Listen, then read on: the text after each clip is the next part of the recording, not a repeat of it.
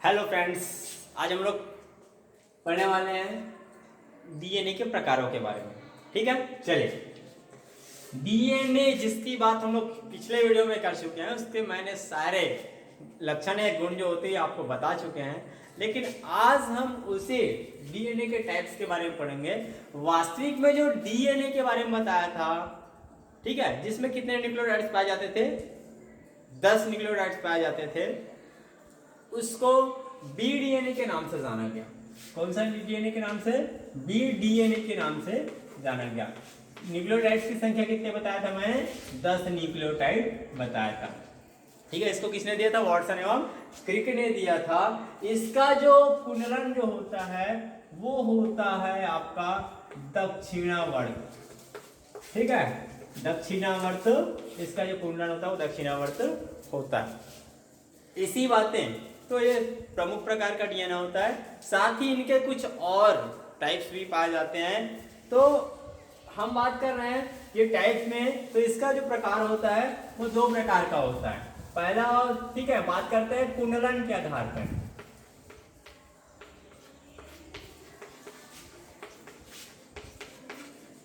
फिर से भाई बता रहा हूं, कुंडलन के आधार पर मतलब जो कुंडली उसने बनाई हुई है, तो इस बात को फिर से आप इसमें आप ऐड कर सकते हो कि वास्तविक में वाटसन एवं जो क्रिक ने बात बताई थी, ठीक है, वो किसके बारे में बताया था? बीडीएनए के बारे में बताया था, जिसमें न्यूक्लियोटाइड्स की संख्या कितनी होती है? 10 होती है। और वो इनका जो कुंडलन होता है वो कैसा होता है? दक्षिणावर्त होता है। बाकी सारे लक्षण आपको पहले ही पता है। ठीक है, चलिए बात करते हैं इसमें कुंडलन के आधार पर बात करते हैं। तो पहला एडीएनए, ठीक है, एडीएनए की बात कर रहा हूं। तो एडीएनए जो इसमें होता है, इसका भी कुंडलन दक्षिणावर्त होता है। जो कुंडलन होता है वो कितने होते हैं? दक्षिणावर्त ही होता है। लेकिन इसमें जो पॉलीन्यूक्लियोटाइड की जो संख्या होती है वो 10 के बजाय कितनी होती है? 11 होती है। ठीक है, न्यूक्लियोटाइड आप इस पर न्यूक्लियोटाइड, ये जो न्यूक्लियोटाइड जो होता है वो किसकी संख्या कितनी होनी है? यहाँ पे 11 होती है। चलिए दूसरी देखते हैं अपन। तो दूसरा नेक्स्ट आता है आपके बीडीएनए। तो बीडीएनए के बारे में आप लोग तो जानते हैं, कुंडलन होता है वो दक्षिणावर्त होती है, लेकिन आपके न्यूक्लियोटाइड की संख्या कितनी होती है? 10 होती है। तीसरा आप पे आता है सीडीएनए।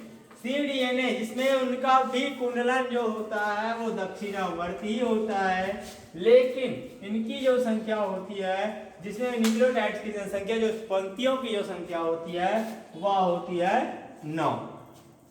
ठीक है, तो अब हमको मिला कि 9 आपको ऑलरेडी मिल चुके हैं। एडीएनए, बीडीएनए, सीडीएनए, डीडीएनए। चलिए अब नेक्स्ट आता है आपका डीएनए।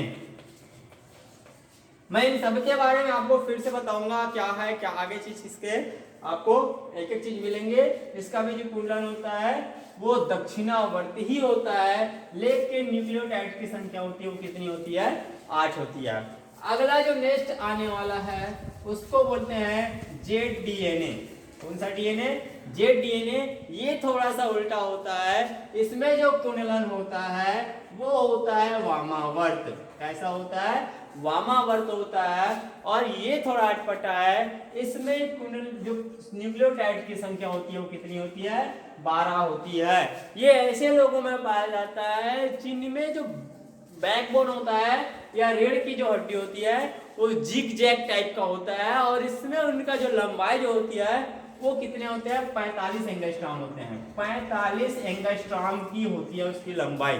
ठीक है, चलिए यदि हमको सीरियल वाइज लाइन से याद करना है तो आप ABCD डीएनए टाइप आप आसानी से बोल सकते हो। जेड को उठा लेना और दूसरी एक न्यूक्लियोटाइड की संख्या जानने के लिए आप यहां लिख लेना। तो ये हो जाएगा जेड डीएनए। ये इसका कुंडलन तो आपको पता ही चल गया है कि एक ऐसा ही है जिसका उल्टा है, ये है वामावर्त, और न्यूक्लियोटाइड की संख्या हो जाएगी 12। तो आप उल्टी गिनती करते हुए 12, 11, 10, 9, 8 आपको न्यूक्लियोटाइड की संख्या गिनने की आवश्यकता नहीं होगी, क्योंकि ये लास्ट वर्ड है। लास्ट वर्ड के बाद पुनः फिर से ABCD तो आती है लाइन से। ठीक है, चलिए इनके बारे में आपने जान लिए। दूसरा वर्ड आता है आपका कुंडलन के आधार पे बाद में आता है रेखीय व वलयित।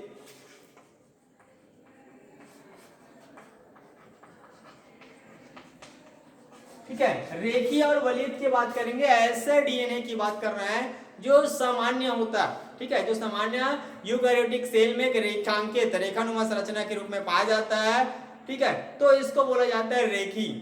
जिनका डीएनए सीधी होती है उनको रेखीय डीएनए के नाम से जाना जाता है। या प्रोकैरियोटिक सेल्स में भी हमको देखने को मिलता है जिसका जो डीएनए होता है वो वलय के आकार का होता है। इस कारण से प्रोकैरियोटिक जीवों में पाए जाने वाले डीएनए को वलय डीएनए के नाम से जाना जाता है।